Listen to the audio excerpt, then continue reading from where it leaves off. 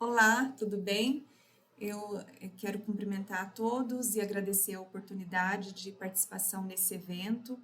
Eu sou a Rebeca Pisa Pancotti Darius, eu sou docente no programa de mestrado profissional em educação do UNASP e da graduação também.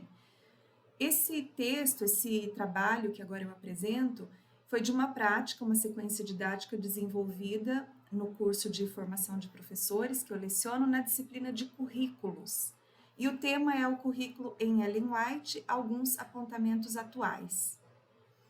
Bem, a gente tem Ellen White como uma autora importante para nós dentro de uma educação confessional cristã.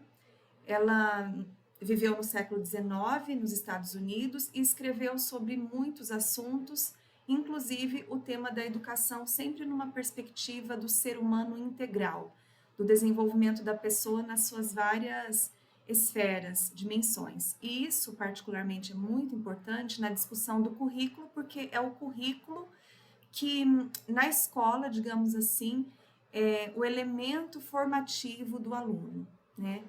Então, temos autores que trabalham essas questões do currículo, teóricos, como o Sacristán Gimeno e o Michael Apple, e eles, embora tenham perspectivas diferentes, mas juntamente com outros autores, sistematizam concepções de currículo. Inclusive, o Sacristán Gimeno vem falar que a prática do currículo é tão antiga quanto a escola, mas a teorização e a sistematização dele é recente, de algumas décadas para cá. E o currículo sempre expressa um determinado modelo educativo, por isso que para nós, ao pensarmos numa educação cristã, a gente também pensa, mas que currículo? Né? Qual é esse modelo, então, educativo que o nosso currículo expressa? E Apple vai dizer, vai confirmar isso, que o currículo não é neutro, quando ele faz uma análise crítica da construção do currículo nos Estados Unidos e diz que muitas vezes a escola acaba atendendo interesses que não são puramente os educacionais. Muitas vezes podem ser interesses políticos, econômicos, sociais de outras esferas. Isso tudo para dizer que, então, o currículo tem uma intencionalidade de formação que não é neutra, né? E ele também não é algo abstrato. O Gimeno vai dizer que o currículo é uma ação concreta da escola por meio dos planos. Então, se a gente pensar que a escola trabalha com o currículo concreto, real, na sala de aula, mas a gente tem também currículos prescritos, né?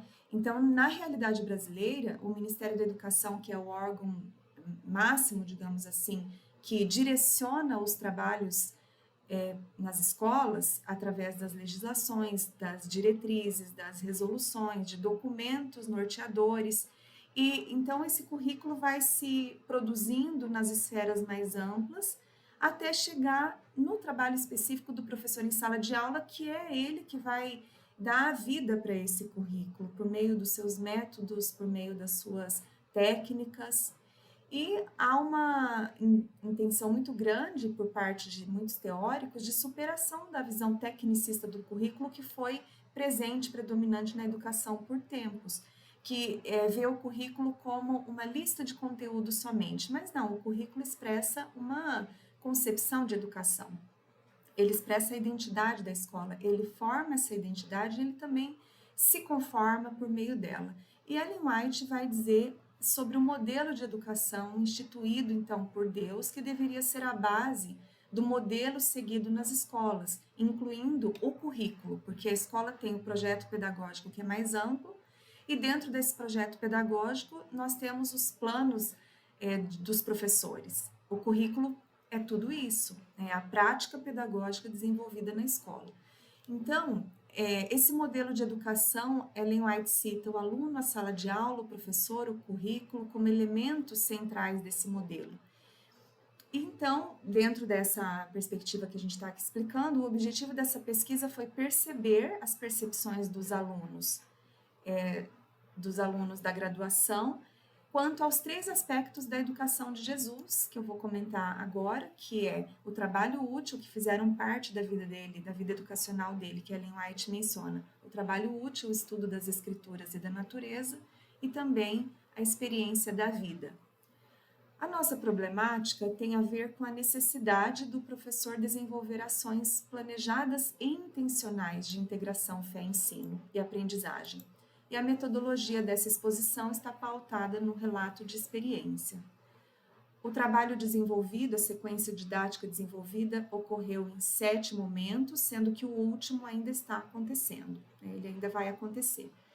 Então, eu vou mostrar o resultado dessa sequência didática, que eu acho que é o mais importante, lembrando que o que foi solicitado para os alunos trabalharem depois da explanação do texto, do diálogo em sala de aula, da exposição das ideias, foi solicitado que eles trabalhassem em um grupo, dupla ou trio, sobre esse quadro que envolve, então, esses aspectos do trabalho útil, estudo das escrituras e experiência da vida, nos 3 tempos históricos, que é a criação, o tempo de Jesus e hoje.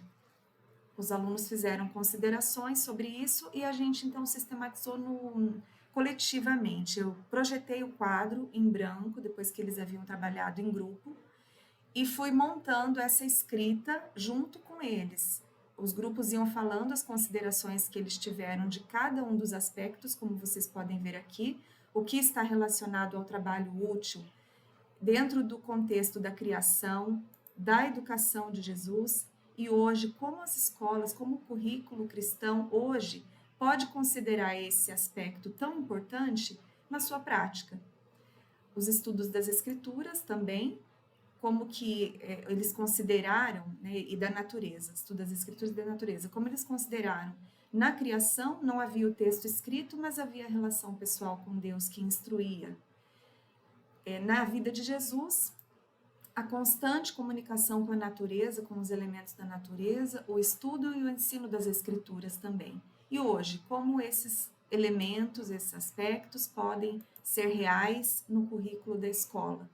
E a experiência da vida também. Eles consideraram que na criação, a presença de Deus diariamente era quem instruía um desenvolvimento pleno e contínuo daquele casal, de Adão e Eva.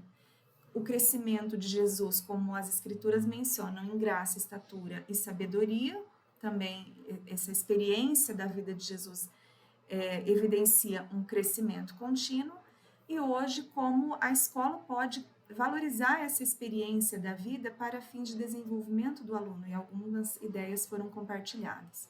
Bom, para finalizar, a gente considerou que, numa sociedade complexa como a que nós vivemos, em constante mudança, relatividade às vezes extremas, como é desafiador para a escola cristã, confessional, se manter nesses 3 pilares da educação de Jesus, né, que é a orientação que Ellen White claramente nos indica.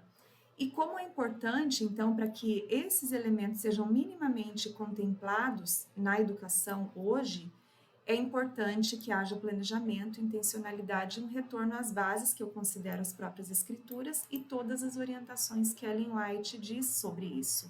Então, realmente é importante que na formação de professores, nós nos preocupemos em discutir, em trabalhar com eles esses elementos.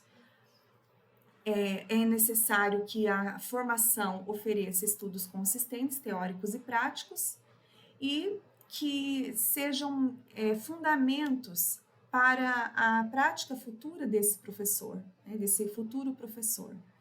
E essa educação que se almeja permanecer cristã precisa considerar, então, que o currículo deve expressar a sua identidade, e essa identidade está totalmente relacionada com a Bíblia, o que a Bíblia diz, e como foi a educação de Jesus.